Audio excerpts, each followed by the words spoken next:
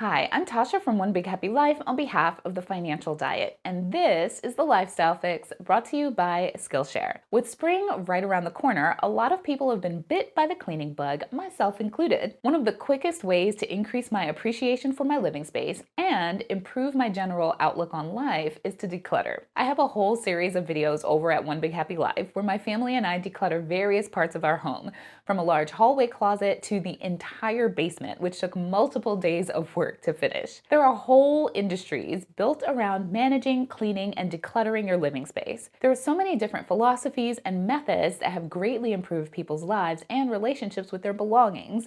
And it's great that you can try out those different approaches to figure out what will work best for you and your lifestyle. I'm not going to go into any of those frameworks today. Personally, I love taking a long, leisurely afternoon to completely empty out a space, touch everything, and do a massive purge.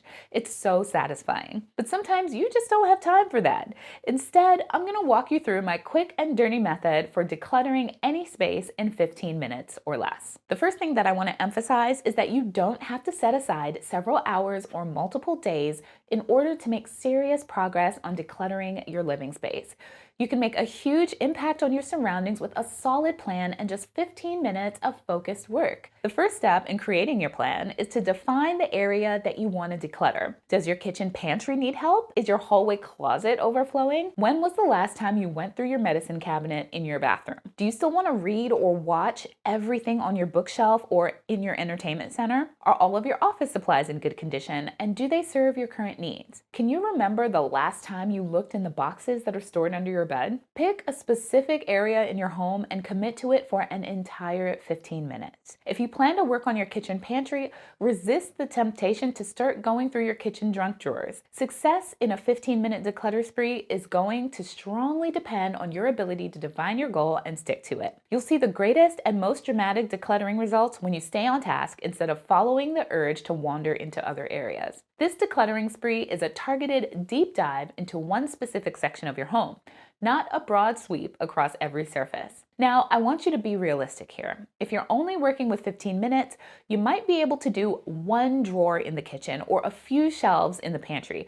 You will not be able to declutter and clean your entire refrigerator. So pick a space or a section of a space where you can make some real progress in a short amount of time. Or get comfortable with the idea of taking multiple passes through a space so you can declutter it in several 15-minute intervals over a period of a few days. Next, you'll want to gather your decluttering and cleaning supplies. I recommend having a garbage bag, a bin for donations, and one for things that belong elsewhere. You might also want to consider bringing along your cleaning caddy for the ride, just in case you want to wipe things down. But this is optional. You don't have to clean and declutter at the same time, especially if you're time crunched. Now that you've chosen your target and are ready to get started, go ahead and take a before picture of your space. In fact, take several so you have solid proof of what the space looked like before you singled it out for those 15 minutes of decluttering. I really love looking at the before and afters of my decluttered spaces. It shows me just how much progress I've made on a project, which makes me feel accomplished. Plus, having that visual proof also makes it more likely that I'll keep the space in its new organized condition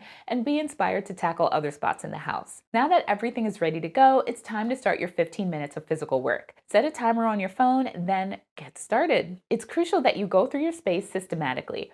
Go from top to bottom or left to right, whatever makes the most sense to you and the space that you're working in. You'll want to ensure that you're being thorough about it instead of hunting and pecking through the space, which can lead to distractions and less progress. As you take everything out of the space, you'll want to immediately sort it all into 4 categories. This would be your keep pile, your donate it pile, your it goes somewhere else pile, and your get rid of it pile. It's important that you trust your gut at this stage.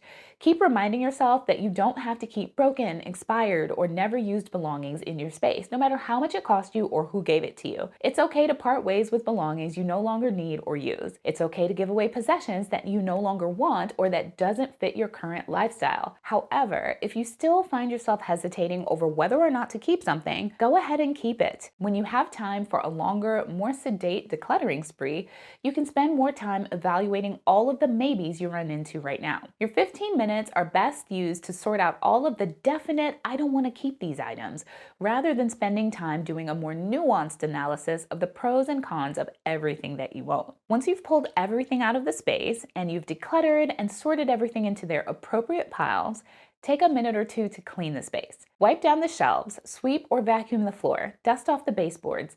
Do whatever it is that you need to make the space look nice again. Don't be tempted to skip this step. Taking a few moments to clean the area you're decluttering will really help the look and feel of the space when you're finally done. You want everything to look nice when you put your possessions back where they belong. Now that you have a clean, empty space to work with, it's time to fill it back up with the items that you've decided to keep. Put the items that you use the most in your daily life in the places that are the easiest to access, and put items you don't use frequently in those harder to reach places. That way, the things that you use the most will be right at hand when you're looking for them. Try to group similar items next to each other so you can help keep everything organized in the long run. If you have small children or pets, make sure that you put potentially hazardous or dangerous items well out of their reach. One important thing to keep in mind when you work is that the places where you're putting things now don't have to be a permanent decision. If you find that after a few days or weeks you don't like your new arrangement, you can always change it later as you figure out what does and doesn't work best for you. For now, the important thing is to get a better idea of how much stuff you've decided to keep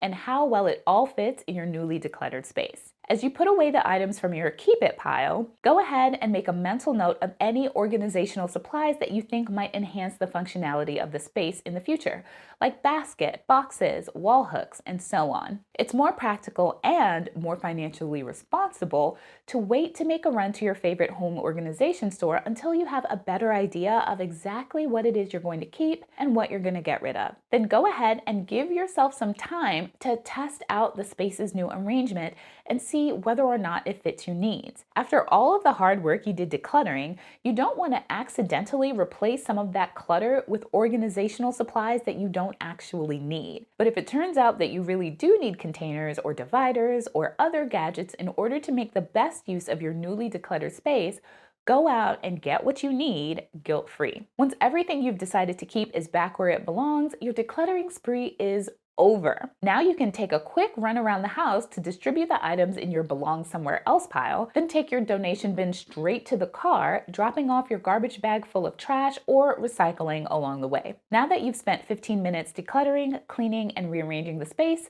it's time for you to take your after pictures so you can compare them to your before pictures. There's something really exciting about actually documenting just how much you can do with 15 minutes of dedicated, focused decluttering work. Imagine what you could do if you had more than 15 minutes. In fact, one of the best things that you can do if you want to cut down on the clutter in your home is to incorporate these 15-minute decluttering sprees in your normal weekly or bi-monthly cleaning routine. Tackle one closet, one cabinet, one shelving unit, one junk drawer at a time. You can work your way through your home piece by piece, area by area, and it won't take long for you to improve the look and feel of your living space dramatically. This process will also help you become reacquainted with the things you own, so you won't have to spend so much time looking for specific belongings. And it means you're less likely to forget you own something. I can't be the only person who's bought some kind of gadget only to get home and find out that I already owned one but had hidden it away in a drawer. Am I? I'm not. Regularly doing 15-minute decluttering sprees is something your future self will definitely thank you for. Not only will it improve the look and feel of your living space right now, it will also be that much easier on you the next time that you move or clean. Learning to declutter is a skill just like any other, which means that decluttering is something you can practice and get better at with time. Make a plan for yourself, set aside a dedicated 15-minute block for it, and then get to work. I promise you'll be surprised at just how much you can accomplish in such a short amount of time when you go in with a plan and stay focused. Now that I've shared my steps for decluttering any space in 15 minutes or less, let's talk about another great place to learn some other important life skills, Skillshare. Skillshare is an online learning community with thousands of classes in design, business, technology, and more. Premium membership gives you unlimited access to high-quality classes on essential topics, so you can improve your skills, unlock new opportunities, and do the work you love. Looking to brush up on your lifestyle photography skills so you can deck out those empty walls of yours? Check out Mark Marie Forksberg's class, Lifestyle Photography. Capturing Inspiring Visual Stories, where she teaches you how to capture stunning stories in a styled yet natural way. Click the link in the description box to join the millions of students already learning on Skillshare today and take advantage of a special offer just for TFD viewers. The first 500 visitors will get 2 months of unlimited access to over 25,000 classes for free. Act now so you don't miss out and start learning today. Thank you so much for watching.